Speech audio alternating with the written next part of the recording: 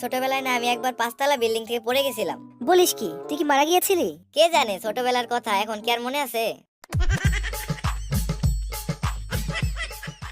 আচ্ছা বল্টু, তোকে যদি পুনর্জন্ম নেওয়ার সুযোগ দেওয়া হয় তবে আবার তুই কি হয়ে জন্ম নিবি? ও, তাহলে তো আমি তেলাপোকা হয়ে জন্ম নেব। এ আবার কেমন কথা? এত কিছু রেখে তুই তেলাপোকা কেন হতে চাস?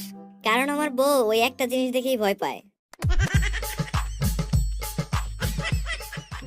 বল্টু জানিস, গত রাতে আমাদের বাড়ির উপর দিয়ে প্রচুর ঝড় বয়ে গেছে। বলিস কি, তোর বাড়ির কোনো ক্ষয়ক্ষতি হয়নি? তা কি করে বলবো, ঝড়ের পর কি আর বাড়িটাকে খুঁজে পেয়েছিলাম?